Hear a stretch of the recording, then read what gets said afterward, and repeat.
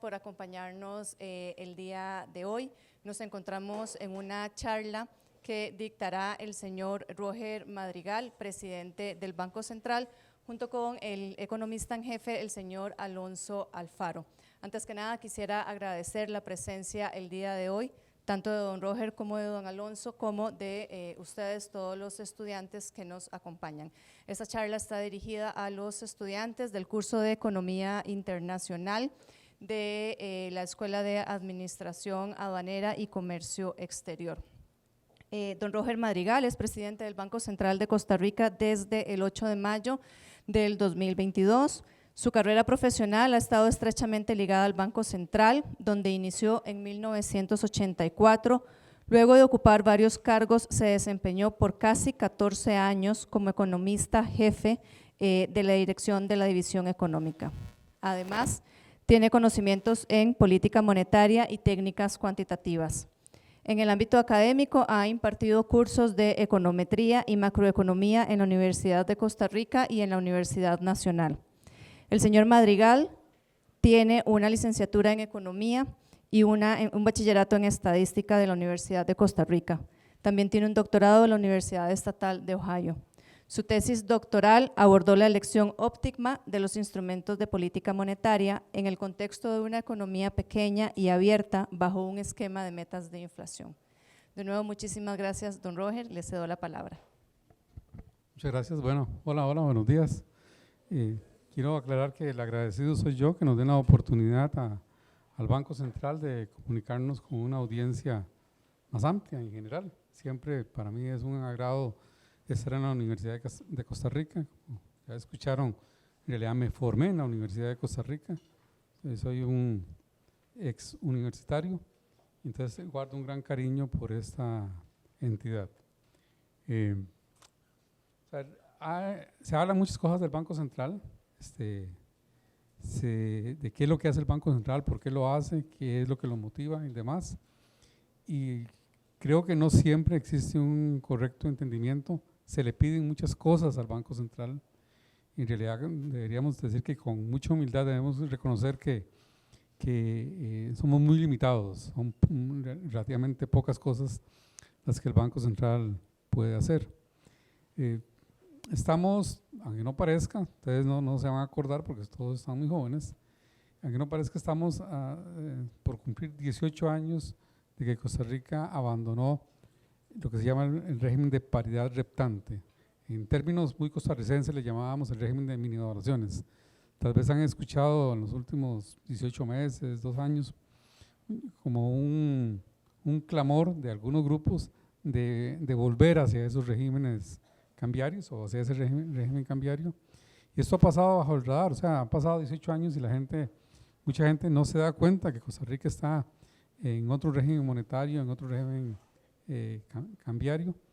Y entonces, parte de la conversación que quiero tener con ustedes hoy no es de economía internacional, es más bien de economía muy doméstica, muy local, de la experiencia costarricense, pero como estudiantes y futuros profesionales y actores económicos, pues para entender los eventos internacionales también hay que tener una idea del contexto nacional y qué es en la parte nacional, digamos, cuál es el régimen monetario, cambiario que hay en Costa Rica. Entonces, una primera pregunta que uno debería hacerse es ¿por qué hay inflación? ¿Qué es la inflación? ¿Qué es lo que provoca la inflación? Entonces es un dictum, ¿verdad? Es algo así como que una verdad que se acepta, habría que someter la prueba, hay bastante prueba, pero en que básicamente lo que se dice es que la inflación es un fenómeno monetario. De hecho, hay un conocido premio Nobel de Economía, Milton Friedman, que dijo que la inflación es en todo momento y todo lugar un fenómeno monetario. Luego sería corregido porque se dijo no en todo momento, tal vez en todo lugar sí, pero no en todo momento, sino que es un fenómeno monetario en el largo plazo. Y la idea es que hay inflación porque hay excesos monetarios. Entonces, ¿por qué hay excesos monetarios? El exceso es porque alguien está creando mucho dinero. Y la única entidad que tiene el poder de crear dinero, dinero primario o base monetaria, es el Banco Central. Entonces, el Banco Central tiene un enorme poder, que es el poder de crear dinero. Ustedes, siendo jovencitos, me imagino que han visto las versiones del Hombre Araña, de las películas. Entonces, hay una frase muy famosa que en la película creo que la repiten, ¿verdad? Para un gran poder, una gran responsabilidad. Bueno, más o menos, eso ocurre con el Banco Central. Tiene el poder de crear dinero. Si se ponen a pensar un poquito, eso es algo muy poderoso. No tiene restricción presupuestaria, pero a la vez hay una enorme responsabilidad. La responsabilidad es que ustedes tienen, o esa entidad tiene el poder de crear dinero, pero tiene también la responsabilidad de no crearlo en exceso de forma que cree inflación. Entonces al Banco Central se le da el poder de la creación primaria de dinero, así se le llama la base monetaria, y se le da la responsabilidad de que la inflación sea baja y estable. Eso, que es entendido en muchos países, en Costa Rica costó mucho que se entendiera. En realidad, en la ley vamos a tener 29 años de que quedó más o menos, no está muy bien, más o menos incluido en la ley. Y tardó otro tiempo más de darnos cuenta de que había que cumplir con la ley, porque ahora vamos a ver algunas cifras, no necesariamente siempre se cumplió con la ley de una inflación baja y estable.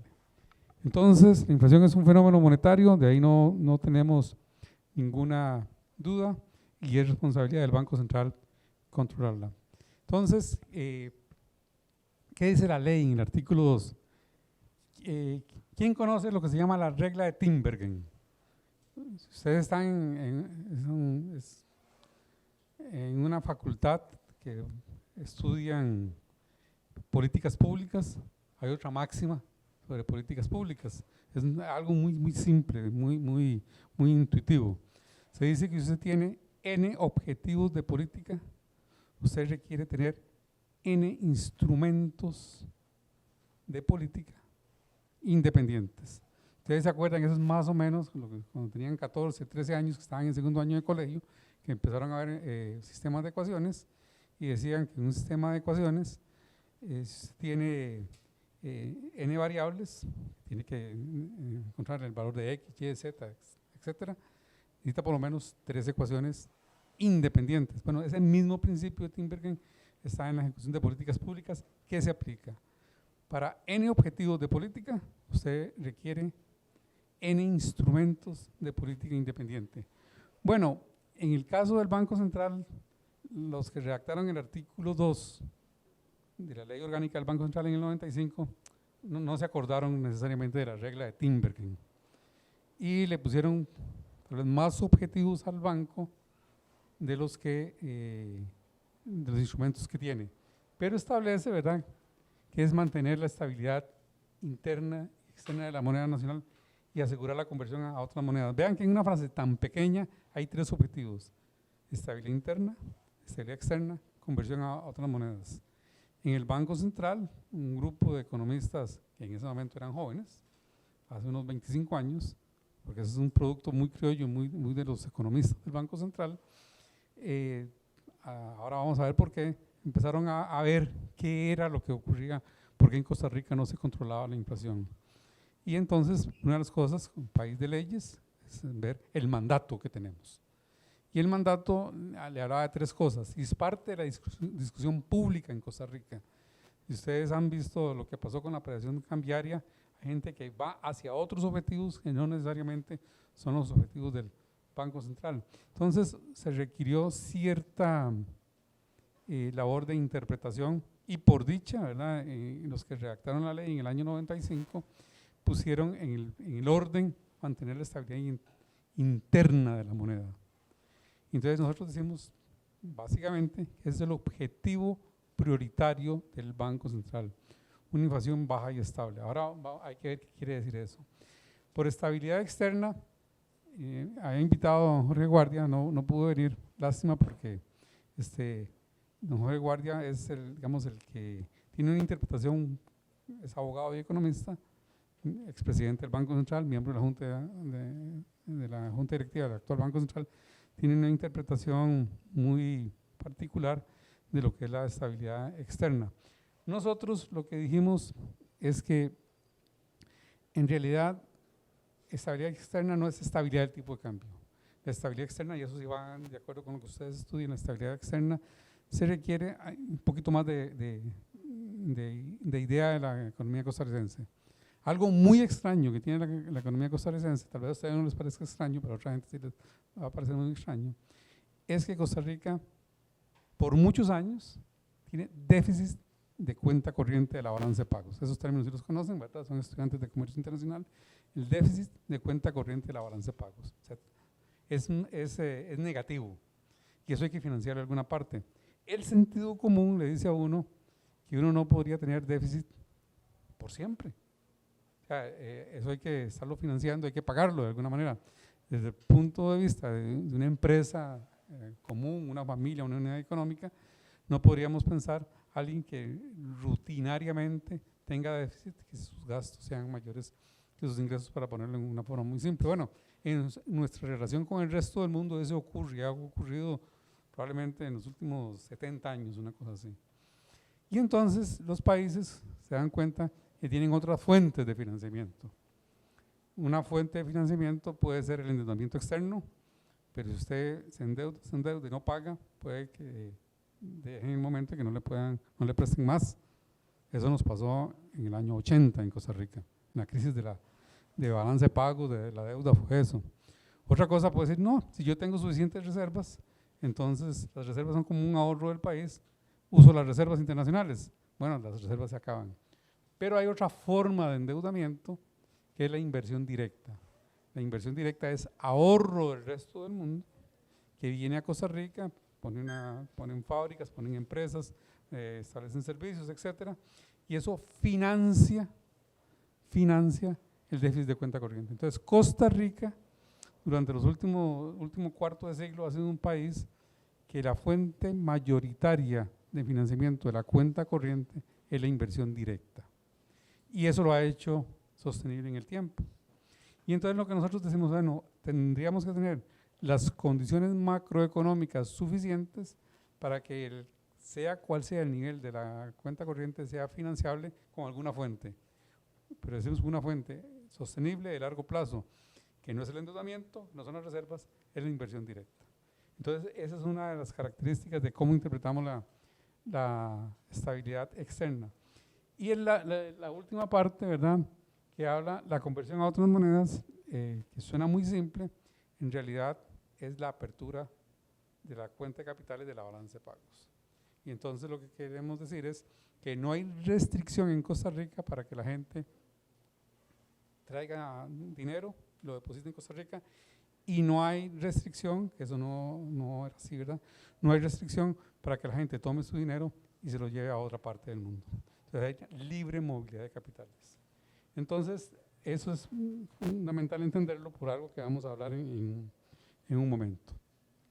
Entonces, vamos a ver cuál es la historia de Costa Rica. La historia de Costa Rica, aquí tengo 74 años de historia de la inflación en Costa Rica.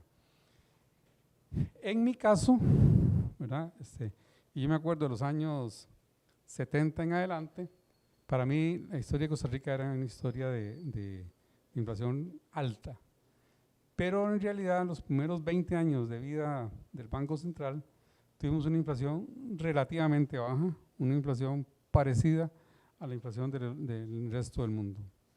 Algo ocurre en los 70s, el choque petrolero, y hay un choque inflacionario que se refuerza luego a inicios de los 80 y tenemos inflaciones de 2 dígitos y la inflación no baja.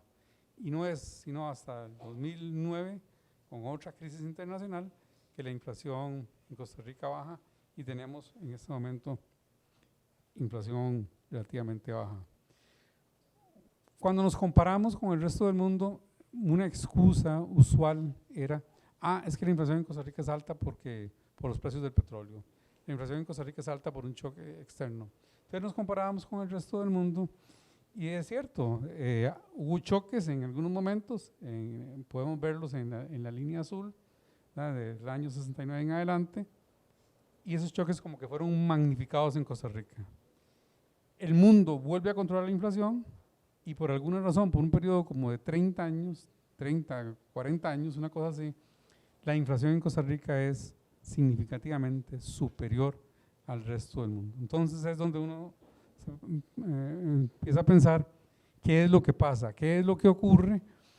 Otros países que reciben choques similares a los de Costa Rica, países pequeños, abiertos, grandes, etcétera, hay toda una variedad, son capaces de controlar la inflación y en Costa Rica no. Entonces esa es la primera observación que queremos hacer. Hubo en algún momento la idea de que podíamos crecer con estímulo monetario, o más, todavía existe esa idea. La idea de que si usted emite suficiente dinero, entonces hay una sobreoferta de dinero, el precio del dinero es la tasa de interés, entonces las tasas de interés bajan, las tasas de interés bajan, facilitan el consumo, la inversión y la economía crece. Esa idea puede sostenerse para periodos muy cortos, de corto plazo, cuando hay alguna sorpresa, pero en realidad en el largo plazo eso está probadísimo por la teoría y los trabajos empíricos de que eso no funciona así, no es sostenible en el largo plazo. Y en realidad lo que nos dicen a nosotros en Costa Rica de un periodo de más de 70 años es que la relación entre inflación y crecimiento económico en Costa Rica es negativa. O sea, cuando la inflación tiende a ser alta, el producto tiende a crecer poco. Cuando la inflación es baja, el producto tiende a crecer más. Entonces, argumentos de estímulos monetarios para crecer parecieran que no es una buena idea en Costa Rica. Puede que hubiese en algún momento algo de eso, pero la relación es negativa. Y entonces, hemos probado distintos regímenes cambiarios, a ver si hay alguna relación entre el régimen monetario y cambiario y la inflación, que es el resultado, ¿verdad? Escogemos un régimen monetario porque queremos tener porque tenemos un objetivo de inflación baja. Y lo que tenemos son, lo que decía, tal vez una parte de los primeros 20 años de existencia del Banco Central con una inflación relativamente baja, de un dígito alrededor del 5%. Viene la crisis, la voy a ignorar, ¿verdad? Hubo en algún momento inflaciones más del 100% en Costa Rica en los años 80. Luego tuvimos un periodo muy largo, 27 años, 26 años, habría que contarlo, depende cómo lo cuente, con inflación de 2 dígitos, relativamente alta, cuando en el mundo la inflación andaba en 4 o 3%. Un periodo, un detalle, la gente habla de las bandas. Entonces ahí usted se da cuenta de que la persona no pone atención y no conoce bien, porque en realidad fue una banda cambiaria, fue un régimen de banda cambiaria, no de bandas, de banda. Entonces la banda cambiaria en periodo de transición, con una inflación alrededor del 7%, y más o menos después de 2015 hasta la fecha, ya vamos a tener 9 años, una inflación baja y de un dígito cercana al 2% en promedio. Entonces, ¿qué es lo que podemos decir nosotros de la inflación en Costa Rica? Vamos, durante un inicio en la vida del Banco Central, los primeros 25 o 30 años, tuvimos una ancla cambiaria, era tipo de cambio fijo. Sus abuelos, ya no creo que sus padres, pero probablemente sus abuelos le hablarán de cuando el tipo de cambio era 5.60, 6.60, 8.60, etcétera. De hecho, en la década de los 80, en noviembre del año 80, cuando el Banco Central se queda sin reservas, literalmente se quedó sin dólares, y entonces la gente decía, ¿qué hago con los dólares? Vaya a comprarlos a la calle. Entonces, de un momento a otro pasó el dólar de 8.60 como a 43 colones, así. Imagínense, el equivalente a eso son como 5 veces, más de 4 veces. Sería como que hoy el tipo de cambio pasara de, digamos, en 515, multiplicado eso por 4, 2.060 colones de tipo de cambio, así de un momento a otro. Obviamente eso fue una enorme crisis cambiaria.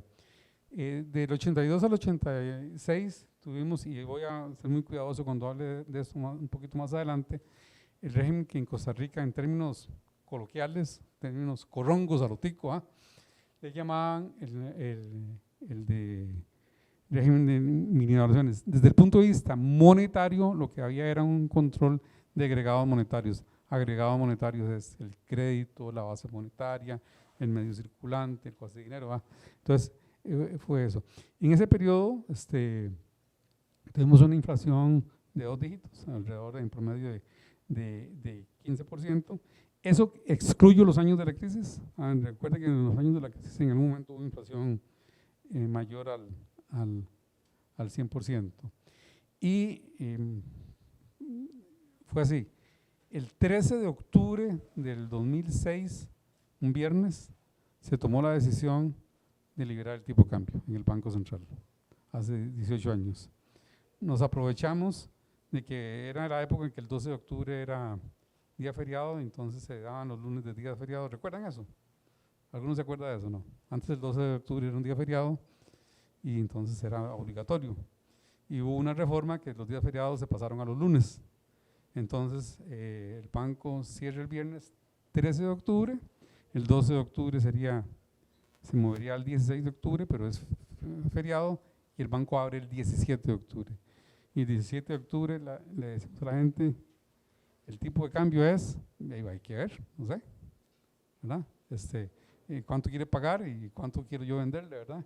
Y hay libertad en Costa Rica absoluta para que los bancos fijen el tipo de cambio. Entonces es en el momento en que empezamos con la mayor flexibilidad cambiaria. En aquel momento, la banda lo que se estableció fuera que tenía un piso y un techo, y esa diferencia se iba abriendo cada vez. Y la idea era que, como al principio algún expresidente del Banco Central dijo, era como aprender a andar en bicicleta. Y que la banda cambiaria eran como las ruedas de la bicicleta, cuando estaban chiquitillos, ¿verdad? Que les regalaron una bicicleta. Entonces que tenía 2 rueditas atrás para que no se cayeran. Bueno, mientras aprendían a manejar, y a un día llegaba el papá o la mamá y les quitaba las ruedas y además de uno se cayó o lo que sea. Bueno, más o menos esa caricatura es la caricatura con el tipo de cambio.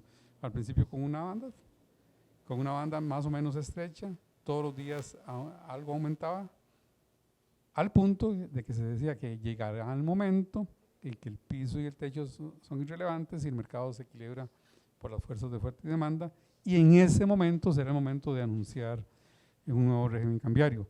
Eso más o menos lo hicimos, nada más que tardamos un poquillo, tardamos alrededor de 9 años en hacer eso, lo que era algo transitorio, 9 años. Y bueno, y entonces es a partir del 2006 que iniciamos ese tránsito hacia un régimen cambiario de mayor flexibilidad, con la idea de controlar la inflación, que todavía no he dicho cómo es que vamos a controlar la inflación. Entonces, hay algo, Costa Rica es interesante para quienes estudian la economía costarricense. Costa Rica tiene 2 episodios más o menos extensos de que somos ejemplos de libros de texto de 2 piezas de la teoría económica. Hay algo que se llama el enfoque monetario de la balanza de pagos. Solo si hay tiempo hablo de eso, me lo voy a saltar. Tiene mucho que ver con economía internacional. Y luego éramos un ejemplo también del libro de texto de lo que se denomina la Trinidad Imposible. En realidad es una idea que fue reformulada, pero es una idea que es como de los años 60, de Mundell y Fleming, y no lo ponían como una trinidad, sino como una dualidad. Pero en el enfoque revisado, bueno, lo ponen como una trinidad. Entonces lo que dice básicamente es que hay 3 cosas desde el punto de vista macroeconómico que son incompatibles. Y aquí está el asunto. Esto es lo que nos llevó años en entender, ¿no? Porque el Banco Central ponía una meta de inflación, decía 10%, y la inflación se iba de 15 a 17. Entonces, el año entrante otra vez ponía 10 y se le iba a 14, 12 en un año muy bueno. Un año muy bueno llegaba a 10. Durante varias décadas eso fue. O sea, algo ocurre que no tenemos control de la inflación. Y una inflación del 10% bajo ninguna óptica se puede decir que es una inflación baja. Una inflación en términos del 10% no se puede decir que es baja, y como fluctúa entre el 10 y el 21 o una cosa así, tampoco podríamos decir que es estable. Entonces, qué tirada, ¿verdad? Como que no cumplimos con la ley. Entonces hay tres cosas desde el punto de vista macroeconómico que son incompatibles y vamos a ver si logro explicarme esa idea. Uno es utilizar la tasa de interés como instrumento de política para controlar la inflación. Esa es una característica. La otra característica es tener la apertura de la cuenta de capitales. La idea que dije hace un rato, ¿verdad? Que la gente puede tomar sus colones, convertirlos a dólares y llevárselos a Panamá, a Nicaragua, a Miami, a donde quiera, fuera de las fronteras costarricenses. O alguien que está en Venezuela, en Argentina, en Miami, en Singapur, donde sea, puede tomar su moneda, convertirla a dólares y traerla aquí, convertirla a colones y tenerla aquí. Como hay libertad, es la apertura de la cuenta de capitales de la balanza de pagos. Y el tercer elemento es tener tipo de cambio fijo. Y aquí hay una definición un poquito, digamos, confusa de lo que es tipo de cambio fijo. Tipo de cambio fijo no quiere decir tipo de cambio constante. Tipo de cambio fijo quiere decir que es un tipo de cambio, de alguna forma, predeterminado por el Banco Central, donde existe un compromiso a un determinado precio de comprar y vender la cantidad de dólares que le ofrezcan o le demanden. Entonces, eso es tipo de cambio fijo. La característica técnica de tipo de cambio fijo es un tipo de cambio en que los movimientos de divisas llevan a movimientos en la base monetaria. Y ahora vamos a ver por qué. Entonces, esas tres cosas son incompatibles. ¿Y por qué son incompatibles? Bueno, lo primero es que nosotros habíamos dicho que la inflación es un fenómeno monetario. Entonces, si hay inflación es porque hay una cantidad de dinero ofrecida mayor que la cantidad demandada. Es precisamente ese desequilibrio monetario el que hace que por aumento de precios se compensen oferta y demanda de dineros nominales. Entonces, como el banco quiere reducir la oferta de dinero, ¿qué hace? Tiene que absorber eso, así se le llama, tiene que esterilizar. Usualmente lo hace con la venta de títulos valores, en nuestra época eran los bonos de estabilización monetaria o subiendo las tasas de encaje, pero las tasas de encaje son tanto rígidas, entonces lo que se acostumbra a hacer es con operaciones de mercado abierto, así es como se denomina en el mundo, es que el Banco Central va y vende bonos, nosotros los llamamos bonos de estabilización monetaria. Entonces yo le doy un papel, usted me da los colones y los colones cuando entran al Banco Central dejan de ser colones, una cosa que es un poco contraintuitiva. Los colones son los billetes, las monedas, ¿verdad? Esos son activos en cualquier contabilidad, se llama caja y bancos. En el Banco Central no, es un pasivo. Y de hecho la forma de destruir colones es que estén en las bóvedas del Banco Central, los saca de circulación de la economía. Y entonces el Banco Central, si quiere convencer a la gente que le entregue sus colones y le reciba un papel a cambio, entonces el Banco Central tiene que aumentar la tasa de interés. Pero ¿qué pasa si aumenta la tasa de interés con el tipo de cambio fijo? El rendimiento financiero por ahorrar en colones empieza a aumentar.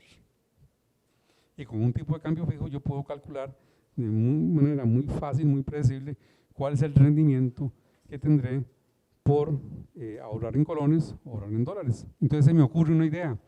Una idea puede ser, me puedo endeudar en dólares en el resto del mundo, la gente lo hace, los bancos lo hacen, me endeudo en dólares en el resto del mundo, traigo esos dólares, los convierto a colones en el Banco Central, el Banco Central me paga una tasa de interés y como el tipo de cambio es fijo, entonces tengo un rendimiento mayor en colones. Eso es un rendimiento financiero en colones. A los que les gusta el inglés, como profesionales les pediría, ojalá, ¿verdad? Que cuando tengan que hablar siempre hablen en español y cuando tengan que hablar en inglés, hablen en inglés, pero que no metan términos que no corresponden. Pero en medio financiero en Costa Rica les gustan, les encanta meter palabrillas en inglés y entonces el término que ustedes han escuchado recientemente, a esa conversión de moneda y ganar, ese arbitraje entre rendimientos financieros, es en realidad le llaman el carry trade. Si tienen ahí la máquina o el teléfono, pueden buscar en Google carry trade y entonces se dan cuenta que es más o menos lo que estoy describiendo. Y lo que estoy describiendo, si no es lo que estoy describiendo, pueden decir que viejo más mentiroso, ¿eh? Entonces, ¿pero qué es lo que pasa cuando aumentamos las tasas de interés y atraemos capitales? En realidad lo que ocurre es que la economía termina con una mayor cantidad de colones, termina con una mayor cantidad de reservas, porque las reservas aumentan porque compramos los dólares están en el Banco Central, aumentan las pérdidas del Banco Central, en el mediano plazo tienden a ser inflacionarias, y la inflación termina siendo igual o mayor. Entonces, algo hay que yo no entiendo. Algo yo no entiendo, ¿verdad? Algo es, yo quiero controlar la inflación, utilizo los instrumentos de control monetario, que es la tasa de interés para absorber dinero, y al final termino con más inflación o con mayores presiones inflacionarias. Algo pasa. Bueno, es la manifestación de la Trinidad imposible, ¿no? La incompatibilidad de las tres cosas. Entonces, las tres características: usar la tasa de interés como instrumento de política monetaria, tener apertura en la cuenta de capitales y tener tipo de cambio fijo. Entonces hay que eliminar uno de esos tres. Dos son compatibles, tres son incompatibles. Hay que eliminar. Uno podría decir, bueno, que la tasa de interés no sea un instrumento de control monetario. Eso podría ser. Eso lo han hecho algunos bancos centrales en el mundo. Eso significa básicamente renunciar a la posibilidad de hacer política monetaria. Y renunciar a la posibilidad de hacer política monetaria es, de nuevo, básicamente cerrar el Banco Central, ¿no? Si ustedes pueden ver, ahora que está de moda el premio Nobel de Economía de Robinson, Acemoglu y Johnson, creo que es, el gran descubrimiento o la gran contribución que están haciendo ellos al conocimiento económico tiene que ver más con sociología que con economía. Lo que dice es que las instituciones importan, pero las instituciones no son los edificios. Las instituciones es la regla o conjunto de reglas para dirimir un conflicto. Entonces, el Banco Central lo que tiene es un contrato social con la sociedad en el que le dice, mire, usted me deja a mí imprimir dinero y yo le prometo a usted que le mantengo más o menos en el tiempo el valor adquisitivo de ese dinero. Ese es el contrato social, esa es la institución, ese es el Banco Central. Banco Central como institución no es el edificio ese donde están los señores ahí al frente, la estatua de los presentes, no es eso. Banco Central es esa regla, ese contrato social que hemos hablado. Y entonces, perfectamente algunos países, los europeos se pusieron de acuerdo, El Salvador lo hace, Ecuador lo hace, Panamá lo hace, por decir algunos, en Europa, Checoslovaquia, Polonia y demás, están diciendo, eliminemos el Banco Central, que haya otro Banco Central. Entonces, una idea es, si no queremos controlar la inflación, es renunciemos al Banco Central. La sociedad costarricense no ha tomado esa decisión. La otra cosa que puede hacer uno es, cerremos la cuenta de capital de la balanza de pagos. Pero, ¿será eso una buena idea? Un país pequeño, abierto, independiente del ahorro del resto del mundo. Entonces, ¿cuál es un país, digamos, relativamente cerrado a los flujos de capitales? Cuba, es en la práctica en Venezuela, y podría haber otros. Entonces, como que desde el punto de vista del bienestar, no pareciera, desde otro punto de vista pues sería muy loable, pero desde el punto de vista del bienestar, no pareciera una muy buena idea cerrarse las posibilidades de consumo, inversión, de crecimiento, de bienestar en general, cerrando la cuenta de capitales. Entonces ya por descarte, solo una cosa podemos hacer, es deshacernos del tipo de cambio fijo, que fue lo que Costa Rica hizo. Y aquí hay una pregunta que me hace una compañera de investigación, que fue la que preparó la presentación, que se habla de la pérdida de independencia de la política monetaria. ¿Por qué es eso? ¿Por qué se pierde la independencia? El punto de vista, digamos, desde el punto de vista de política monetaria, es que si queremos controlar la inflación, el Banco Central debería ser capaz de controlar la cantidad de dinero. Pero bajo la Trinidad imposible, en realidad es una ilusión que se controle el dinero, la cantidad de dinero. Recuerden que el banco quería reducir la cantidad de dinero en circulación, realiza operaciones de mercado abierto y termina más bien con más dinero en la economía circulando. Hay más reservas y más otras cosas, más pérdidas también y más presiones inflacionarias. Entonces, que es muy raro, como que el Banco Central trata de hacer algo y obtiene los resultados contrarios a eso. Entonces, lo que se dice es que la oferta monetaria se hace endógena que al comercio internacional del país. Y lo que se quiere es separar precisamente, que la creación de dinero dependa de decisiones del Banco Central y no necesariamente de las decisiones de otras fuentes, de otras variables económicas. Por eso se pierde la independencia de la política monetaria, porque el banco vive en la ilusión de que puede controlar la cantidad de dinero cuando en realidad no. Entonces, ante esa realidad fue que buscamos mayor flexibilidad cambiaria. He hablado un poquito mal, siempre a posteriori siempre es fácil criticar. En realidad, quiero hacer una observación, y ese fue el enfoque que siguió el banco en el año 2006, cuando nos salimos de la paridad reptante. Hay cierto grupo de costarricenses que han sido muy críticos de eso. Hay otro grupo de costarricenses que han hecho apología de la paridad reptante, y entonces como que es necesario buscar un justo medio. Lo cierto es lo siguiente: fue un régimen adecuado para estabilizar la economía en los años 80, el 83, 85, 87, una cosa así. Fue apropiado. Entonces no podemos simplemente criticarlo. Después de cierto tiempo, lo que pasó fue que la apertura de la cuenta de capitales incentivó una inercia inflacionaria, incentivó la dolarización de la economía y redujo la efectividad de la política monetaria. Entonces, ante esa circunstancia es que el Banco Central buscó cambiar su esquema. Entonces, la pregunta, ¿cómo romper el ciclo? Es de las tres cosas que teníamos que renunciar a una de ellas, y a la que renunciamos fue a la fijación cambiaria.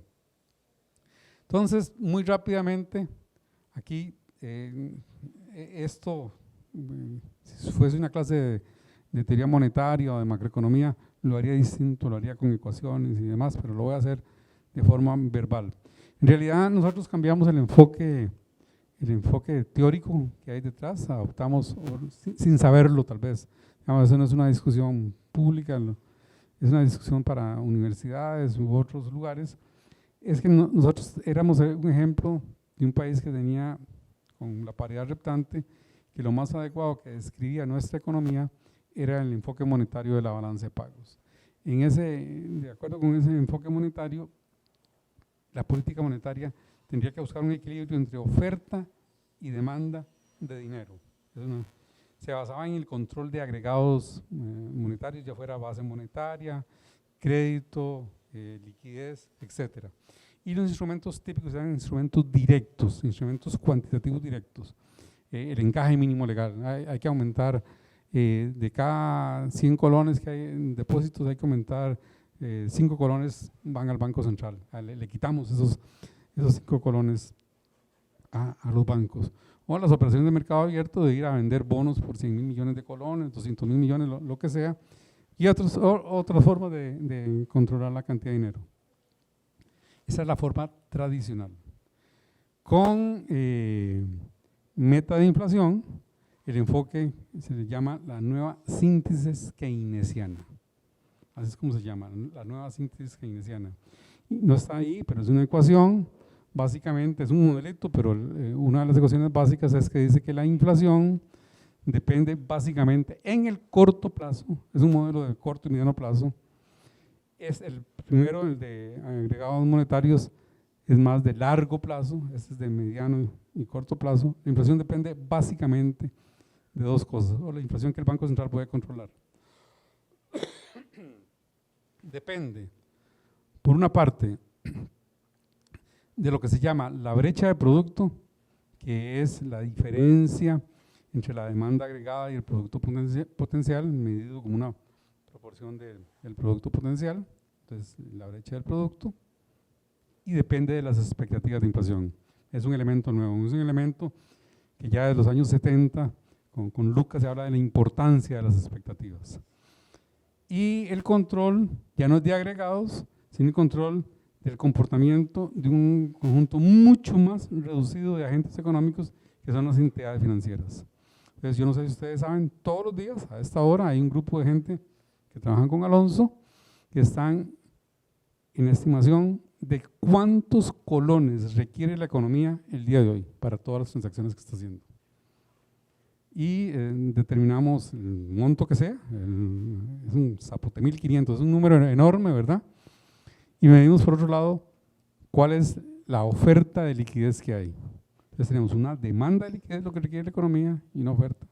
Y a las 2 de la tarde hacemos lo siguiente: si vemos que va a sobrar plata, hacemos una subasta y recogemos esa plata.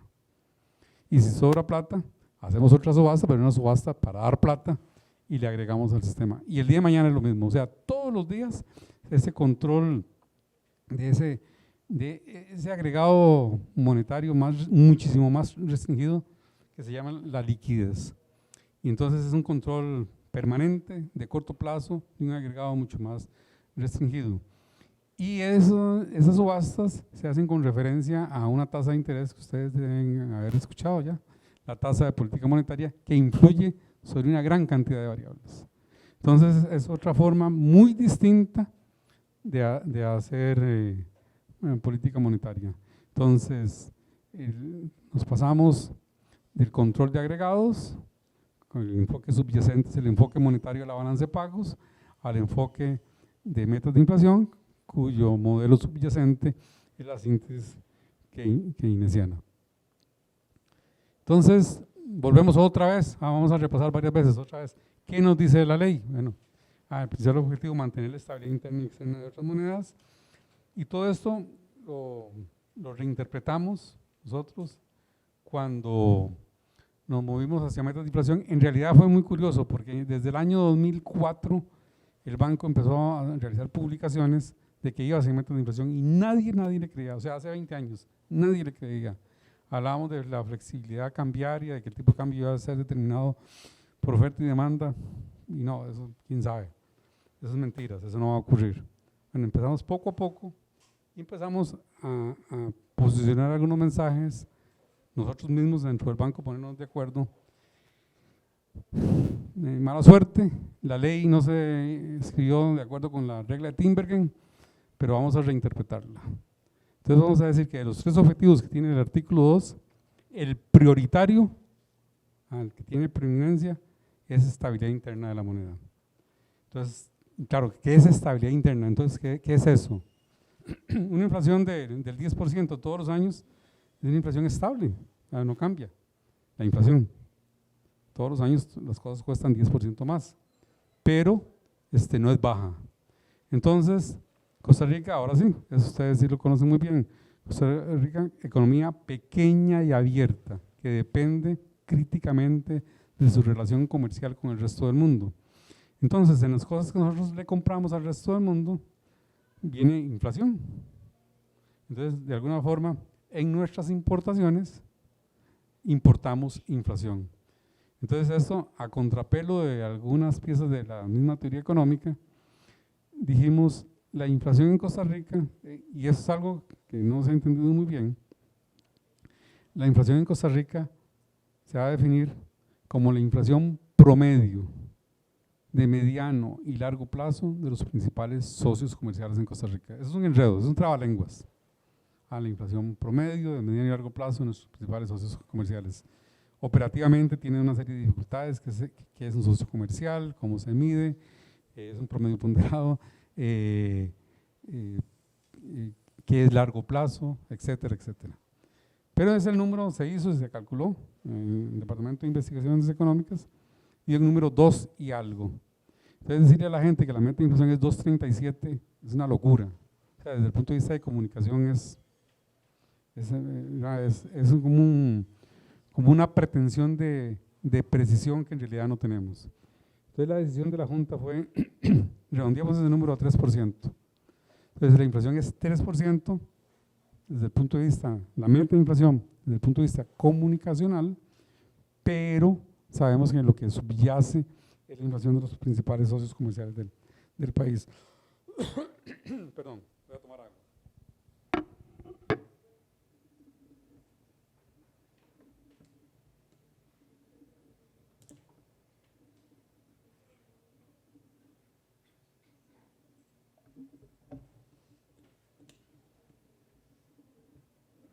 Ya dijimos que por estabilidad externa íbamos a tener un concepto que es que el déficit de cuenta corriente sea financiable sea sostenible en el mediano y largo plazo, sea financiable con recursos de mediano y largo plazo. Y la convertibilidad, que está en el artículo 2, y lo que estamos hablando es libre movilidad de capitales. Pero tienen un orden, el orden, el primero es la estabilidad interna de la moneda. Entonces, ¿por qué insistimos en la inflación? ¿Verdad? Pude haber empezado la conversación del día de hoy con lo que voy a hablar ahora. ¿Por qué la inflación es relevante? Lo primero, si se ponen a ver, la inflación tiene la capacidad de reducir el poder adquisitivo de nuestros ingresos. Eso se parece mucho a un impuesto. Con un impuesto tenemos la ventaja, por decirlo así, de que la gente se puede manifestar. Deciden cuál es el impuesto, se discute en la asamblea, cómo se aplica, cuál es la base, cuál es la tasa, etc. Con la inflación es un impuesto que nadie decide, o lo deciden 7 señores en una junta directiva del Banco Central, que deciden crear inflación. Inconsultamente, sin oficiales que no han sido o que no hemos sido electos por la población, por los votantes. Entonces, como que no está muy bien desde el punto de vista de gobernanza, ¿verdad? Eso. Y el otro asunto es que es un impuesto sumamente regresivo. Es un impuesto que usualmente castiga en mayor proporción a las personas de ingresos bajos y fijos. Y usualmente, ¿quiénes son las personas de ingresos bajos y fijos? Ingresos bajos, cierto tipo de asalariados, ¿verdad? De personas, digamos, menos favorecidas por la sociedad. En algunos casos, grupos de pensionados que no tienen ninguna capacidad de gestionar sus ahorros. Entonces, es tremendamente regresivo. Esa es una de las razones por las cuales hay que atacar la inflación. Entonces, la otra cosa que el Banco Central nunca lo ha dicho, y no lo va a decir porque no es así, es que la inflación, que el banco hace cosas por crecimiento económico. No. Nosotros tenemos que reconocer, y con mucha humildad, es que la inflación, o la estabilidad macroeconómica en general, es una condición, si quiere podemos poner, es una condición necesaria, pero no suficiente para el crecimiento económico. O sea, es más difícil que tener buenos resultados macroeconómicos con inestabilidad macroeconómica que con ella. Entonces, pero es una condición, como dijimos, necesaria para el crecimiento. Cosas que hemos dicho: protege el poder adquisitivo de la población en general, induce a la estabilidad de otros macroprecios como tasas de interés, tipo de cambio, salarios, lo cual es una de las razones que más se citan. Brinda certidumbre para el cálculo económico, ¿verdad? Le da una idea. Si usted sabe que la inflación es baja o muy baja, entonces le ayuda a su proyección económica. Y finalmente, una inflación baja facilita que se logren otras políticas públicas, ¿verdad? No podemos, imaginemos una política, un ejemplo simple, una política para reducir la pobreza, pero en un ambiente de alta inflación, eso puede conspirar contra el objetivo de reducir la pobreza. De hecho, probablemente aumente la pobreza. Entonces, en una historia de lo que hemos hecho, en realidad desde 2004 con algunas publicaciones y algunas comunicaciones del Banco Central indicando que iba hacia metas de inflación, y una serie de cosas que hicimos. En el 2006 abandonamos la paridad reptante, en el 2008 ya empezamos a hablar de rangos de inflación, no de valores puntuales, la definición de control monetario, lo que dijimos eso de la subasta con la tasa de política monetaria, un corredor de tasas de interés, eso se hace en el 2011, y así sucesivamente algunas otras cosas que en el 2015 oficialmente se dice que nos salimos del régimen de banda cambiaria y adoptamos un régimen de flexibilidad cambiaria, y ahí el presidente en ese entonces del banco, con gran sabiduría, don Olivier Castro, dice: sí, puede ser con flexibilidad cambiaria, pero no solo flexibilidad, yo le quiero poner flexibilidad administrada, y entonces, o flotación administrada. Y entonces, ahí eso ha sido fuente de críticas, ¿verdad? Tal vez en estos momentos hay mucha flotación, poca administración, en otros momentos ha habido mucha más administración y poca flotación. Eso queda para las discusiones y la controversia. Y en febrero del 2018, oficialmente el banco dicta, hay un acuerdo de junta directiva que adopta formalmente metas de inflación. Entonces, una forma simple de ver qué es lo que hacemos: hay un objetivo de inflación, el instrumento básico es la tasa de política monetaria. Con ese instrumento, como describí anteriormente, la tasa de política monetaria es una tasa de referencia para las operaciones financieras, préstamos y depósitos que hace el Banco Central en un mercado que se llama Mercado Integrado de Liquidez. Las siglas son MIL, entonces la gente que está metida en eso habla del MIL. Ahí se establece el costo de la liquidez a 24 horas y se espera que esa tasa de interés influya sobre el nivel de tasa de interés del espectro total de tasas de interés que hay en la economía costarricense. La tasa de interés, siendo un precio tan importante, pues va a determinar decisiones de consumo, de ahorro, de inversión, en general de demanda agregada, y por lo tanto lo que hemos dicho de la actividad económica, o lo que llamamos en términos más concisos la brecha del producto. Algunas observaciones que ya son evidentes en este momento: la flexibilidad cambiaria es necesaria para el uso de la tasa de interés como instrumento de política monetaria. El tipo de cambio es determinado por las cantidades de oferta y demanda, no es que el banco tenga ningún objetivo particular de tipo de cambio. Entonces no hay ni nivel ni senda. Y el Banco Central, en la medida de lo posible, no interviene en el mercado cambiario, y definitivamente no interviene en el mercado cambiario como un objetivo inflacionario. O sea, eso sí definitivamente no se ha hecho. Pueden buscar los acuerdos de junta directiva, las minutas de las decisiones. Tratamos de separar lo que pasa en el mercado cambiario con lo que pasa con el resultado de inflación. O sea, el tipo de cambio no es un instrumento monetario. Como no es instrumento monetario, no se usa para la inflación. Ya hay algo en la literatura, lo que se habla son los mecanismos de transición, es muy parecido al anterior, pero es otra forma de verlo. Hay una meta de inflación y hay un instrumento básico, que es la tasa de política monetaria, que puede ser complementado con el encaje mínimo legal o ciertas operaciones de crédito del Banco Central.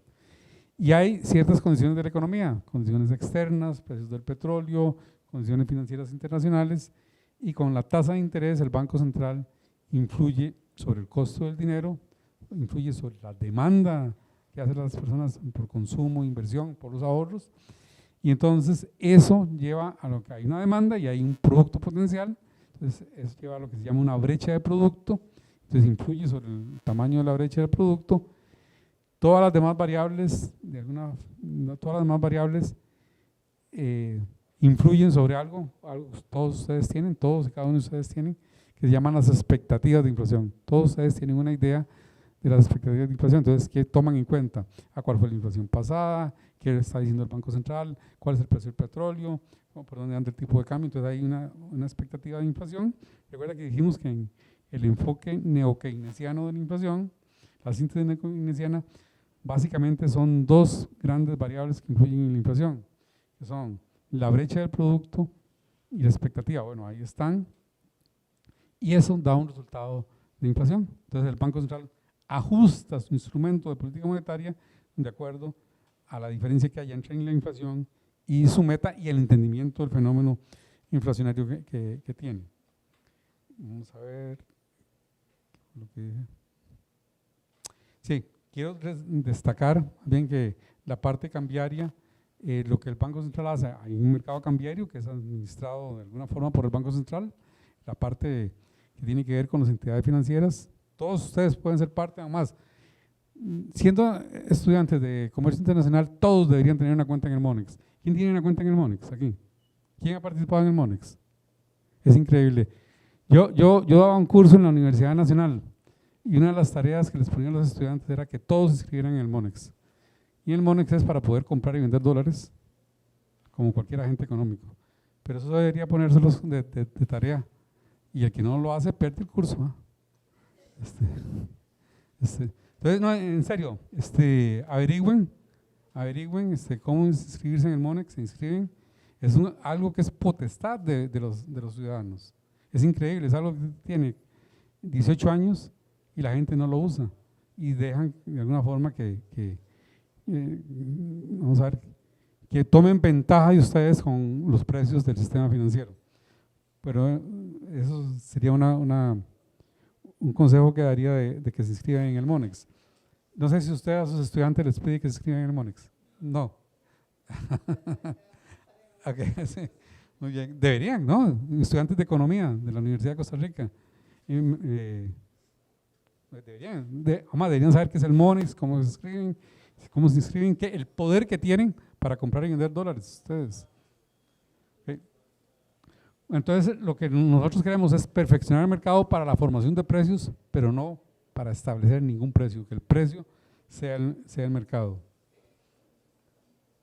Entonces, ya casi que voy concluyendo, que hay una gran atención que se le da en el mundo a los bancos centrales en su proceso de fijación de la tasa de política monetaria.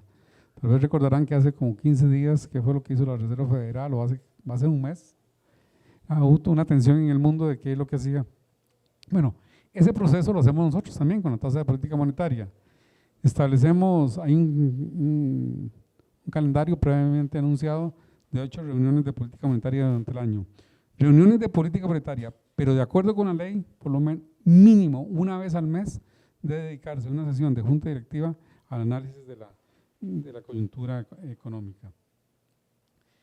Realizamos esas reuniones, 4 de ellas coinciden exactamente con fechas de revisión del informe de política monetaria, de enero, abril, julio y octubre.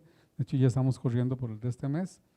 Es un ejercicio en el que se analiza toda la economía, totalmente, se revisan proyecciones, se revisa la coyuntura, la situación internacional, y se hacen algo muy inmediato, se le da una perspectiva de mediano plazo, 24 meses, y para un marco, se hace, eso no se publica, para un marco coherente, macroeconómico de los siguientes 5 años. O sea, es como un marco plurianual de proyección económica. Y el proceso inicia con un diagnóstico de la coyuntura local e internacional, hacia dónde vamos, qué queremos hacer. Bueno, hay cosas que no sabemos, cosas que simplemente creemos cómo van a ser. Entonces ahí establecemos supuestos. Algo que es un supuesto, hay una guerra en el Medio Oriente, eso puede estabilizar los precios del petróleo, pero vamos a suponer que no sabemos qué va a pasar con la guerra, que los precios del petróleo van a estar entre tal y tal valor, por decir un supuesto. Iniciamos las predicciones iniciales de inflación y otros determinantes macroeconómicos, evaluamos cuál es la postura de política, se le informa a la Junta, se toma una decisión de cuál es la tasa de política monetaria para ese momento, iterativamente se vuelve a incluir ese dato en la modelación, realizamos una nueva proyección de inflación, de agregados macroeconómicos, y finalmente publicamos el informe. Entonces, ¿qué puedo decir, verdad? Mañana será pasado mañana será 17 de octubre, serán 18 años de la primera vez que el Banco Central, en la historia reciente, dejó en libertad de tipo de cambio. Y después de 18 años, ¿qué hemos observado? Es un proceso, ¿verdad? Eso no ha concluido. Bueno, una es que el objetivo fundamental de cumplir con la ley, el artículo 2 de una inflación baja y estable, se ha cumplido. ¿Verdad? Tenemos valores de inflación bajos en un dígito, o valores de un dígito bajo, podría ser de un dígito en 9%. La comunidad costarricense, los agentes económicos en general han internalizado la variabilidad cambiaria, toman decisiones con la idea de que el tipo de cambio es una variable que todos los días puede puede cambiar. Antes hubo una época en Costa Rica que lo único que se creía que lo único que podía pasar con el tipo de cambio era subir. Era todos los días subía el tipo de cambio. Y eso hemos tratado de romper esa idea. Tal vez no nos hemos dado cuenta, o sí nos hemos dado cuenta y no nos acordamos siempre, en el 2008-2009 hubo una seria crisis internacional. De hecho, hubo un semestre que tuvimos crecimiento económico negativo, fue una severa crisis, se le llama la gran crisis financiera de este milenio hasta el momento. Y lo del COVID, hubo por supuesto costos, pero los costos creemos que fueron relativamente bajos cuando nos comparamos con lo que pasó en otros países y cómo salió el país de esas crisis. De hecho, se lograron absorber esos choques externos, el choque desde el punto de vista externo propiamente se dividió en reacciones en dos variables, una parte en reservas, se utilizaron reservas, gastamos reservas, y otra parte fue incremento en el tipo de cambio. Anteriormente el enfoque era o todo en tipo de cambio o todo en reservas. De hecho, eso fue lo que nos llevó a la crisis de los años 80.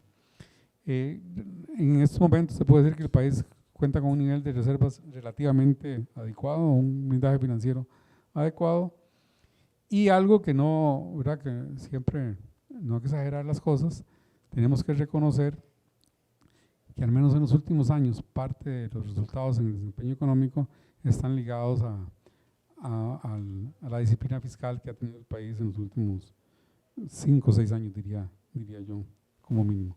Y voy a quedar aquí. No sé si Alonso quiere decir algo. No, muchísimas gracias, don Roger. En realidad la presentación fue muy completa y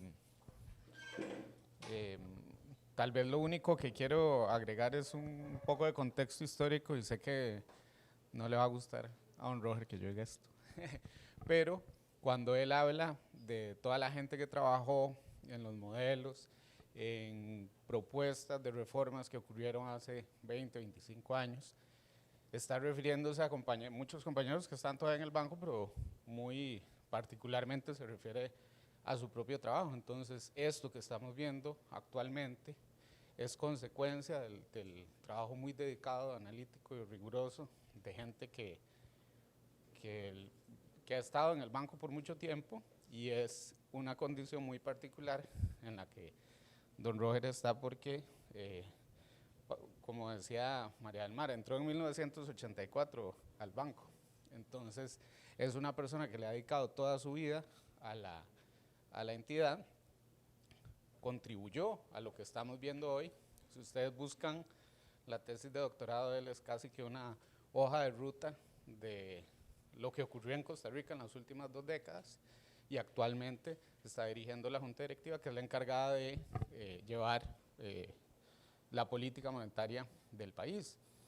Y a pesar de que también hay muchas críticas que día a día salen, ¿verdad? Un colega que trabaja en otro banco central, en la Reserva Federal, nos decía, bueno, si no los criticaran es que ustedes no estarían haciendo su trabajo. Siempre hay muchos chistes de que el banquero central es el que está en una fiesta y se lleva el licor o el ponche o lo que sea, ¿verdad? Porque es el que tiene es la entidad encargada de guiar a esa economía y de dar las condiciones adecuadas para que haya un crecimiento sin que se sobrecaliente la economía y sin que haya una recesión. Y es un trabajo que típicamente pasa muy por debajo del radar y es ideal. En la última reunión de política monetaria se redujo la tasa en 50 puntos base y no hubo tantas. Ahora hacemos una conferencia de prensa después de cada reunión, esa fue una innovación de este año, y no hubo muchas preguntas de la prensa y tampoco hubo muchas reacciones que antes, a finales del año pasado, había en tiempo real mucha reacción de lo que hacía el banco. Entonces hubo como un silencio, ¿verdad? Muy particular, y creo que en realidad el Banco Central eso es bueno, ¿verdad? Cuando no se nota lo que está haciendo el Banco Central es que lo está haciendo bien, ¿verdad? Cuando no llama la atención. Entonces esa particularidad es que cuando lo está haciendo mal se nota mucho, ¿verdad? Y se nota mucho porque hay una inflación muy alta, hay mucha inestabilidad y hay ejemplos muy particulares de otros países donde eso ocurre, donde la banca central no hace el trabajo que le corresponde o está supeditada, no tiene independencia, está supeditada a objetivos fiscales, objetivos más relacionados con el gobierno central, y eso queda en evidencia en que la gente pierda su poder adquisitivo, haya una inflación alta, pierda en ingreso real. Entonces, pues ese es el trabajo del Banco Central, yo creo, pasar relativamente desapercibido. Entonces, no es algo muy llamativo, no es una profesión muy llamativa, pero la verdad, quienes estamos dentro la disfrutamos mucho y ojalá que, pues que esto continúe, ¿verdad? Porque se han sentado bases muy importantes hacia lo que viene. Eso era lo que quería decir. Si me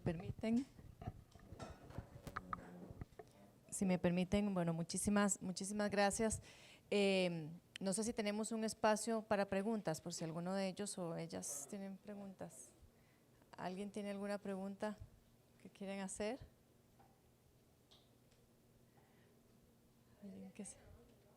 ¿Alguien que se anime? Adelante. Bueno, buenos días. Mi pregunta va muy relacionada al último informe de labores del Banco Central ante la Asamblea Legislativa, que fue algo bastante polémico, que se habló mucho en el momento, y es respecto a cómo se toman ese tipo de decisiones. Por ejemplo, se le cuestionaba usar la tasa de política monetaria para asfixiar el crecimiento de la economía, que el tipo de cambio para favorecer al gobierno en términos de deuda externa, pero usted también hablaba que no todo eso era positivo para el gobierno. Entonces me gustaría saber cómo responde usted también a esos cuestionamientos, ya habiendo pasado un poco más de tiempo, y cómo es que se toman esas decisiones, ¿verdad? Como con qué fines se toman esas decisiones que se cuestionan, pero tal vez por una mala interpretación en el momento.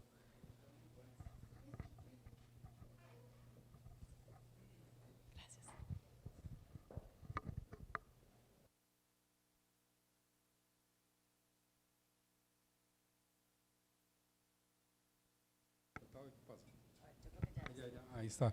No, yo a propósito no quise responder a algo porque hubo una persona que dijo, pero qué barbaridad, el Banco Central usa la tasa de política monetaria para controlar la inflación. No sé si recuerdan eso. Y ahí sí, claro, es lo que hacen todos los bancos centrales del mundo. No quise responder a eso para no crear polémica.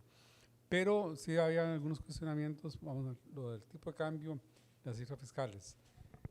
Ahí nosotros hemos dicho, ¿verdad? Hemos tratado de cuantificar que más bien el tipo de cambio, la presión cambiaria ha perjudicado las finanzas públicas. Entonces, más bien, es contrario a lo que alguna gente dice, ¿verdad? Que el Banco Central, no sé cómo el Banco Central, ahora lo vamos a ver cómo lo podría hacer, cómo el Banco Central puede bajar el tipo de cambio para favorecer al gobierno. ¿Qué tendría que hacer el Banco Central para bajar el tipo de cambio? ¿Qué se les ocurre a ustedes? Hoy está en 500, ayer cerró en 515 algo en el Monex. Digamos que Alonso tuviera, porque él está en un comité, que yo no estoy, decidieran en el comité, llevemos el tipo de cambio a 510, ¿qué tendría que hacer? ¿Qué se les ocurre? Vender dólares, aumentar la oferta, que es otra forma de que la oferta quede ahí, ¿verdad? Es aumentar la oferta. Ya sea vendiendo dólares o dejar de comprar, ¿qué le pasarían a las reservas? Bajan. Y las reservas más bien están aumentando. Entonces, ahí se cae el argumento de que es el Banco Central. La otra cosa que ha sido muy controversial, y uno los entiende, ¿no? La idea no es enfrentarlos, sino entenderlos, es que durante mucho tiempo una serie de distorsiones que hay en la economía eran compensadas con aumentos en el tipo de cambio. Y bueno, algo que el Banco Central ha trabajado desde hace años para evitar eso es que no, las ganancias de productividad es por ganancias en eficiencia, no por ganancias, no por niveles del tipo de cambio.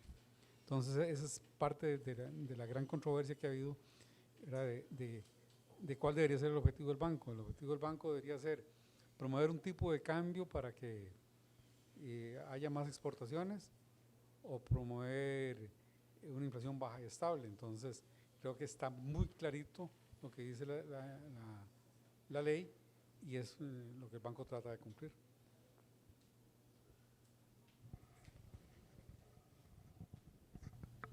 Para complementar un poco, para dar ese contexto de cómo ocurren las decisiones, en general la Junta Directiva define cómo debe funcionar el MONEX y, por ejemplo, recientemente, no el año pasado, pero en años recientes definió un rango en el cual quería que se mantuvieran las reservas.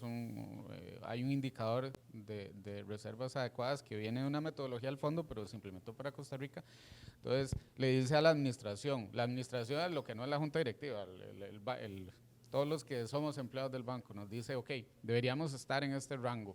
Ahí hemos estado, ¿verdad? Y hay algún rango de posibilidad que tiene la gente que está en la operativa de comprar, no, pero la indicación es esa. Y luego, ¿cómo se toman las decisiones de política monetaria? Como decía don Roger, todos los meses hay una actualización de la información económica, es una discusión muy amplia, muy extendida, se toca desde todo lo monetario, financiero, crecimiento, empleo, y 8 veces al año esa sesión además es acompañada por otra sesión donde hay una decisión de política monetaria, ¿verdad? Entonces, toda esta parte nos toca a nosotros en la división económica, en la división de datos, ¿verdad? De ver qué es lo que está pasando localmente, internacionalmente, definir cuáles son los supuestos. Esta reunión pasó hace unos días, interna, entonces hay proyecciones iniciales que se dan sobre, mira, es que resulta que este monitor siente, sí, entonces yo toqué algo. Entonces hay una proyección de la inflación y de los determinantes macroeconómicos. En ese paso estamos de evaluar cuál es la postura de política monetaria, dónde se quiere estar. Y mañana es la sesión donde presentamos todo esto. Es una sesión relativamente larga, a veces si se hace rápido, ¿verdad? O si se hace muy lento, puede extenderse en una sesión muy larga. Entonces, se hace una recomendación de la administración de cuál puede ser la decisión de política monetaria y en ese momento empieza la deliberación de los miembros de junta de qué hacer, si mantener, subir, bajar y en qué magnitud, ¿verdad? Típicamente se hace en 25 puntos base, o sea, punto 25, en algunas múltiples, sí, en algunas ocasiones ha ocurrido que hay modificaciones importantes, no sé, de un punto porcentual, 100 puntos base, a veces las menos son o mantener o 25 puntos base, y bueno, los miembros de junta votan y explican, ¿verdad? El jueves votarían por cuál es la decisión que toman, y toda esa deliberación que ocurre de los miembros de junta directiva se tiene que recoger en un acuerdo de junta, y eso se traduce en un comunicado de prensa y en una conferencia de prensa, y luego en toda la comunicación que hagan las autoridades de esa decisión. Entonces es un proceso largo y yo sé que ha habido mucho cuestionamiento por qué se hace y quiénes están ahí y si están haciendo un favor en particular a ciertas posiciones, pero bueno, hay que entender algo. Los miembros de junta tienen un periodo muy extendido de nombramiento, que son más o menos 7 años. Entonces, hay miembros de junta que actualmente fueron nombrados pues, en administraciones anteriores, ¿verdad? El más reciente fue don Jorge Guardia, que fue nombrado en junio del año pasado, pero hay otros miembros de junta que más bien un colega de la Escuela de Economía de la Universidad de Costa Rica está terminando su periodo. Eso quiere decir que él fue nombrado en el periodo en la administración de Luis Guillermo Solís o al puro final de la administración de Luis Guillermo Solís. Entonces, el Consejo de Gobierno es el que nomina a alguien y la Asamblea Legislativa tiene que definir si aprueba o no. Pero imagínense que hay tanta diversidad dentro de ese cuerpo colegiado que hay alguien que lo nombró Luis Guillermo Solís. Yo creo que ustedes estaban en la escuela cuando estaba Luis Guillermo Solís de presidente, me parece, o estaban empezando el colegio.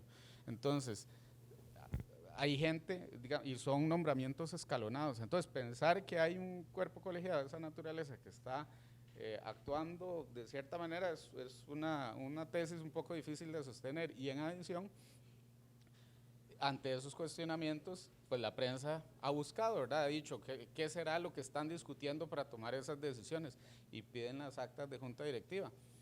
No ha habido una sola noticia al respecto con respecto a las decisiones de política monetaria, a pesar de que las vieron todas. Entonces, cuando no hay a veces que no haya una noticia, justamente es la noticia, digamos. En este caso, estaban buscando algo tal vez, no lo encontraron, entonces no hay un artículo al respecto. Entonces, ese es como algunos detalles de cómo funciona el proceso para dar esa idea, y eso es como yo respondería a esa pregunta.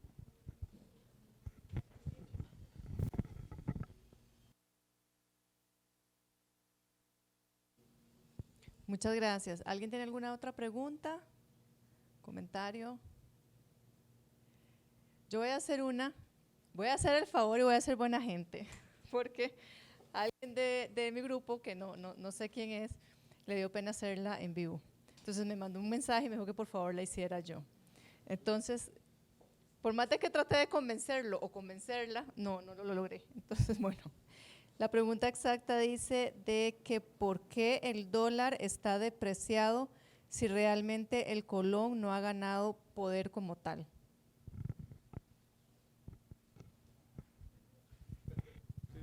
Vamos despacio, hay múltiples razones.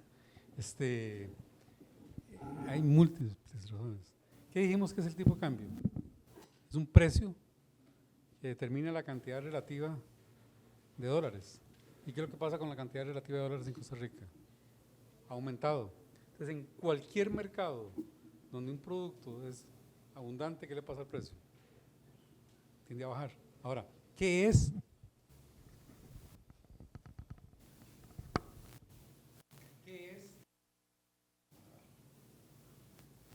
lo que está detrás de la abundancia de dólares? Inversión directa, lo mencionamos al principio, la recuperación del turismo, exportaciones,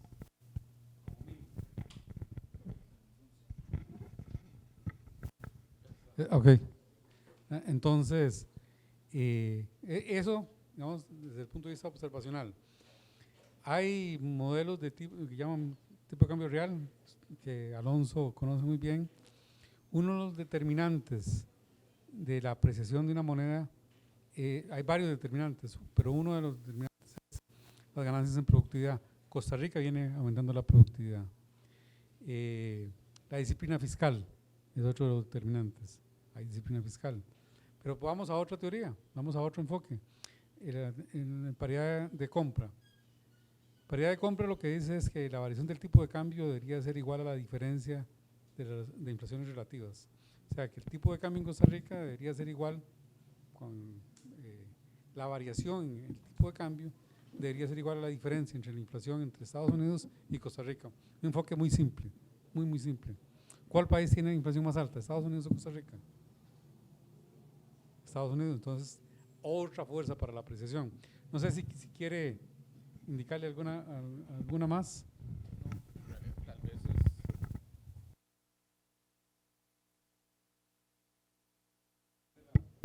Tal vez es ampliar un poco que justamente la que mencionaba don Roger es una que yo he estudiado mucho y que para mí es de las más importantes, y yo sé que si uno dice la productividad de Costa Rica relativo a Estados Unidos o Europa ha aumentado, nadie me va a creer, pero es cierto, o sea, eso es objetivamente cierto. Si uno agarra cualquier medida de productividad de hace 20 años y ahora y compara la evolución, no es que tengamos la misma productividad de Estados Unidos, no es ni siquiera que estemos, sino que nos hemos acercado un poquito.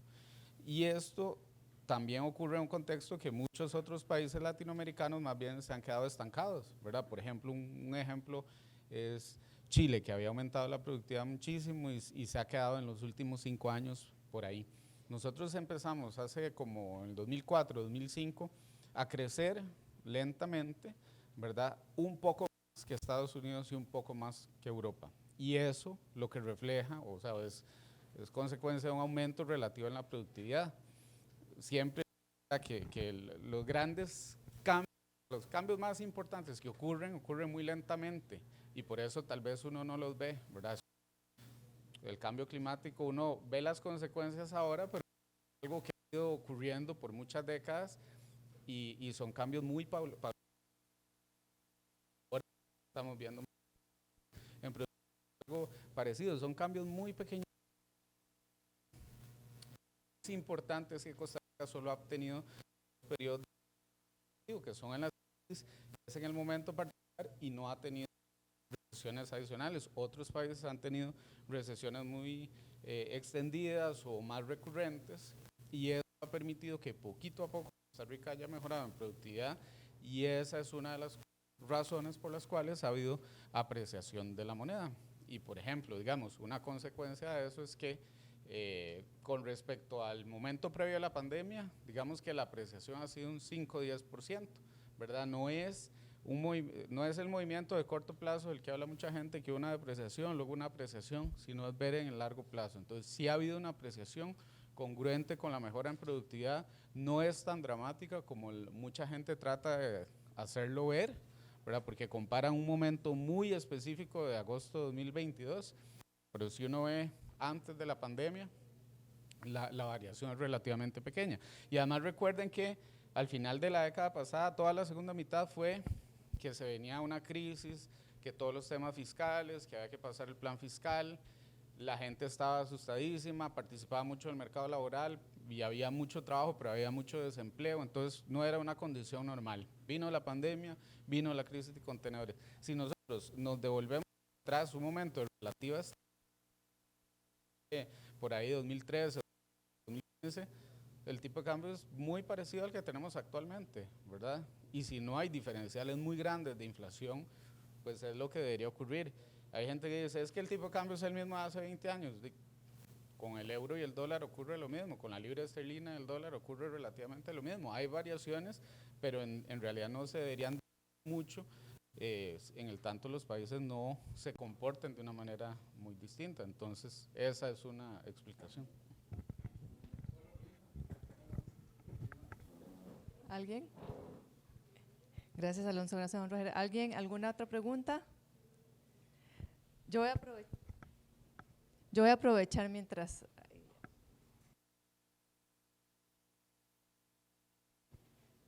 No sé, como que el micrófono y yo no nos estamos llevando bien.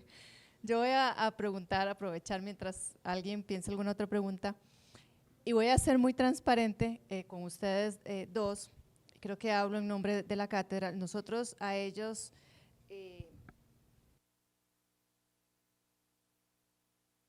incluimos un pincelada sobre los derivados financieros, entendiendo que ellos no están estudiando finanzas, ¿verdad? Pero en el entendido en que están estudiando todo lo relacionado con comercio exterior, pensando en que quizá el día de mañana estén en una posición que sean dueños o dueñas de una empresa o que estén en la toma de decisiones de las importaciones o las exportaciones y demás. Entonces hemos dado el enfoque de que los derivados financieros como un instrumento para protegerse, digamos, o mitigar un poco la parte del riesgo cambiario, pero en la práctica, ninguna de nosotras tres como docentes estamos directamente relacionados día a día con la parte financiera, la parte de los derivados. ¿Ustedes podrían comentarnos algo de derivados? ¿Qué tanto se están utilizando en el país o qué tanto no? Y si no se están utilizando tanto, ¿cuáles podrían ser, por ejemplo, las razones o las explicaciones de eso? Muchas gracias.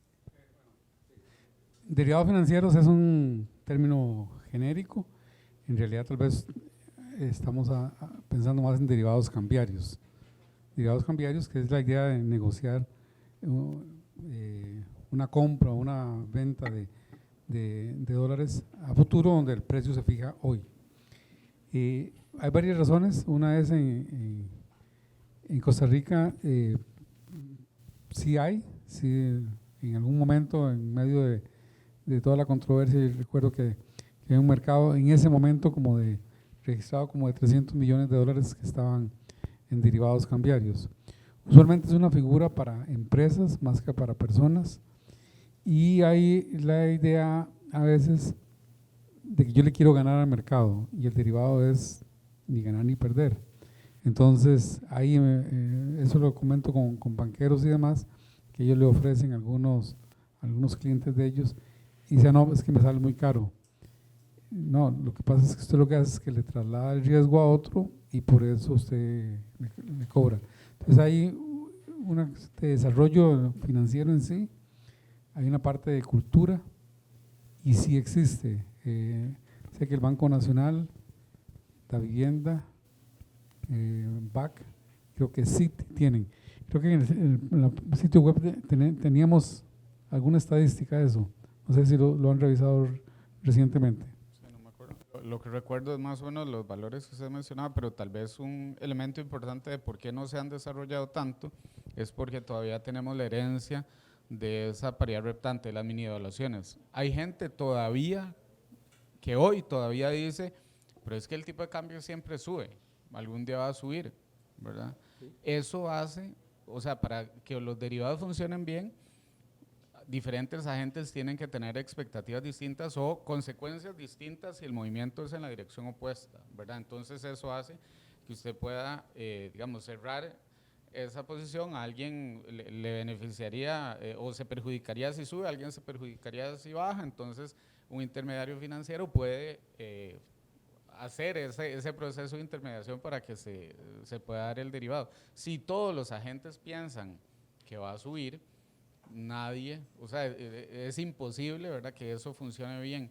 Entonces es muy importante que haya volatilidad en el tipo de cambio y que la gente entienda que puede subir y puede bajar para que estos mercados se desarrollen. Y eso, a pesar de que ya cumple la mayoría de edad, todavía no está bien asentado. Entonces vamos a tener que esperar tal vez a como el desarrollo del frontal, ¿verdad?, del cerebro para que digamos, en términos de comparándolo con el desarrollo humano, ¿verdad?, para que ya quede finalmente bien asentado en la mente de nosotros en Costa Rica, que puede subir, puede bajar, hay volatilidad, y no protegerme, digamos, o no tomar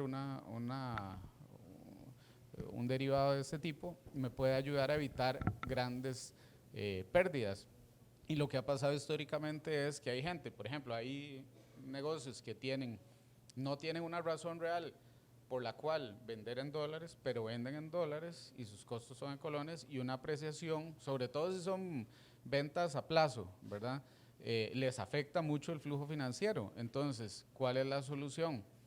Pidamos que el tipo de cambio suba, ¿verdad? Y entonces esos son, digamos, algunos grupos que llegan y le piden al banco, le piden a la sociedad que el tipo de cambio debería subir, pero en realidad a veces eso no tiene relación con la operación. Ustedes que están en aduanas y comercio exterior, pues ahí sí hay un elemento muy importante porque muchos de los precios son importados y vienen en dólares, pero si es algo que se produce domésticamente, que utiliza insumos en colones, muchas veces no hay razón por la cual eso debería estar en dólares, simplemente los precios se ponen en dólares o como por estatus o pensando en esa protección de que el tipo de cambio siempre iba a subir y ahí voy a estar protegido, pero eso era trasladar el riesgo al resto de la sociedad por medio del Banco Central.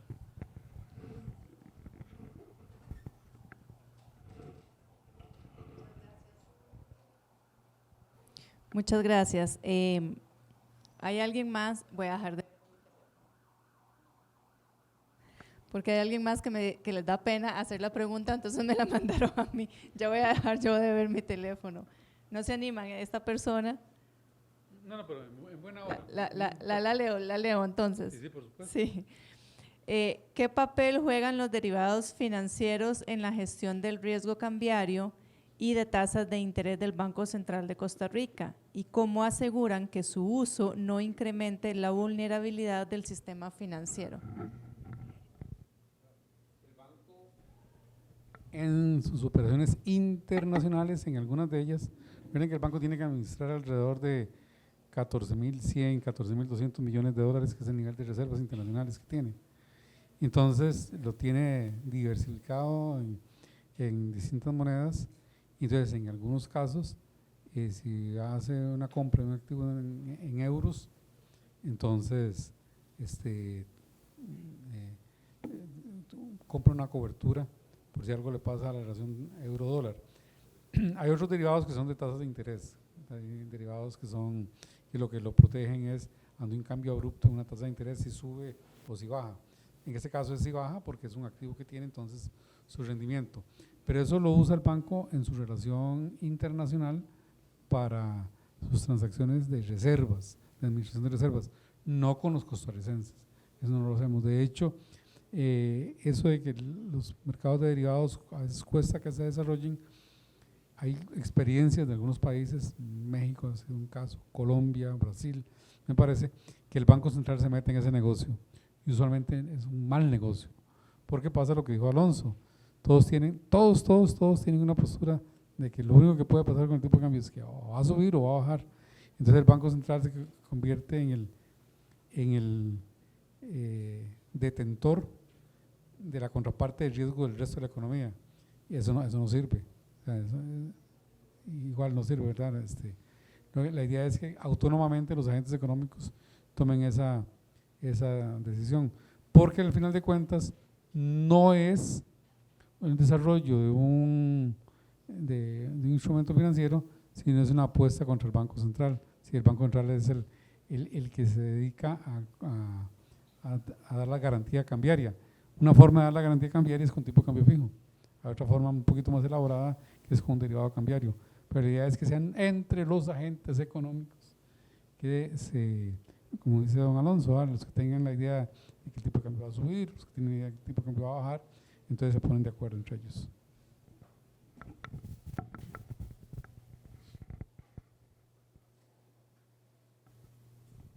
Perfecto, muchas gracias. ¿Alguien más tiene alguna pregunta? Gracias por animarse. Buenas, mi pregunta es más que todo acerca de cómo la política monetaria ha ayudado a disminuir el desempleo o cuáles son sus objetivos en cuanto al desempleo como tal en el caso de Costa Rica. Vea, esa pregunta está muy a propósito precisamente con lo que es lo del crecimiento económico. La política monetaria, el objetivo no es cero desempleo, o sea, el objetivo es baja inflación, estabilidad macroeconómica. Son otros los instrumentos, son otras las políticas si se quisiera promover el empleo.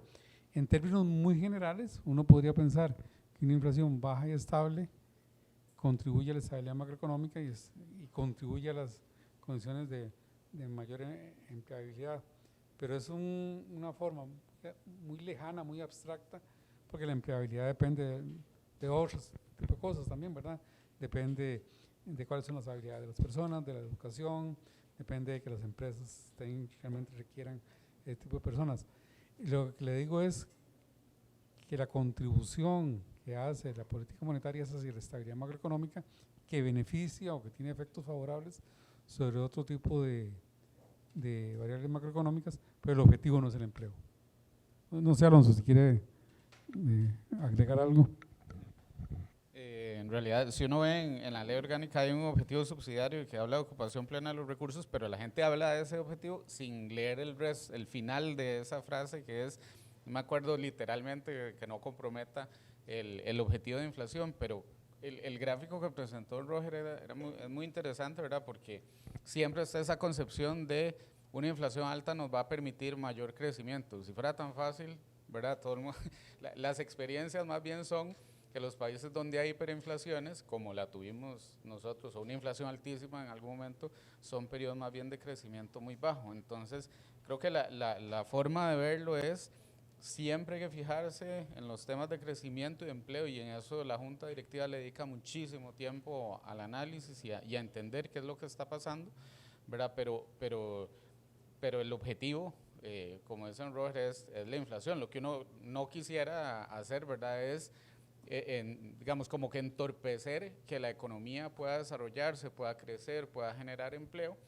Y en eso me parece que en los últimos años hemos sido relativamente objetivos. En este momento la tasa de desempleo está relativamente baja, el crecimiento está cercano al 4%, que es un crecimiento ligeramente por encima del potencial de Costa Rica. Entonces, lo que procura el banco es dar las condiciones económicas para que la economía se desarrolle bien, y pues eso lo hace controlando la inflación, ¿verdad? No dejando que haya una inflación alta, y tampoco, ¿verdad?, tampoco algo deseable es una, digamos, una deflación persistente, que hemos tenido deflación, pero no se ha manifestado. Esto es muy importante porque mucha gente toca el tema de la deflación y dice la deflación y lo habla como algo mal, pero cuando uno ve una deflación con crecimiento económico, es el opuesto de lo que se habla en los 70 de la estanflación. Ahí teníamos estancamiento e inflación. Entonces nosotros más bien tenemos una deflación que ahorita está cerca de cero, más bien es una inflación cercana de cero, con crecimiento económico. Entonces hay que buscar un término diferente para esta situación particular, pero que en términos generales, si uno dice, no están creciendo mucho los precios, la economía está creciendo bien, el desempleo está bajando, son condiciones económicas favorables. Entonces yo ahí sí defendería muy bien que el banco está haciendo su trabajo bien.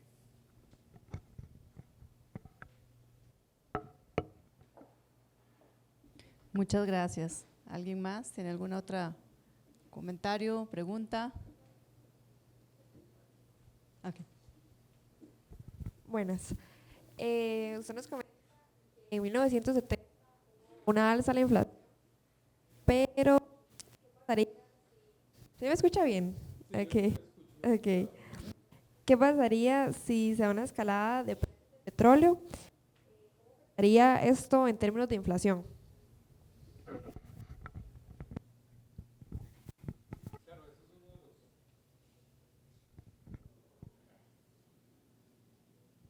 Ese es uno de los grandes temores que tenemos. Somos un país importador de materias primas, entre ellas el petróleo. Eso es lo que daría lugar a una inflación de costos. De hecho, nosotros recientemente tuvimos eso.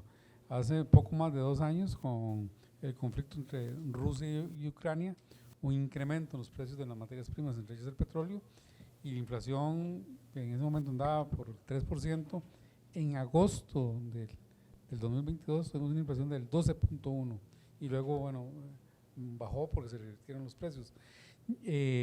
Hay que reconocer, digamos, que si se diera una inflación en el mundo persistente, eso es poco.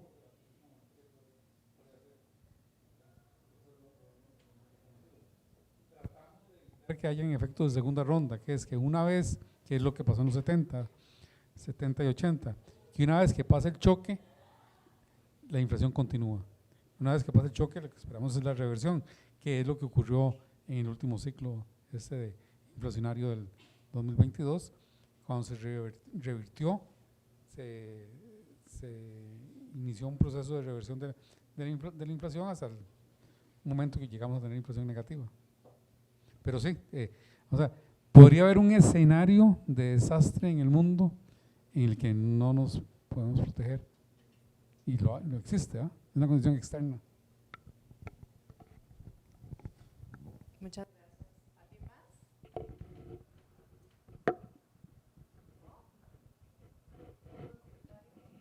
¿Hablen ahora o callen para siempre?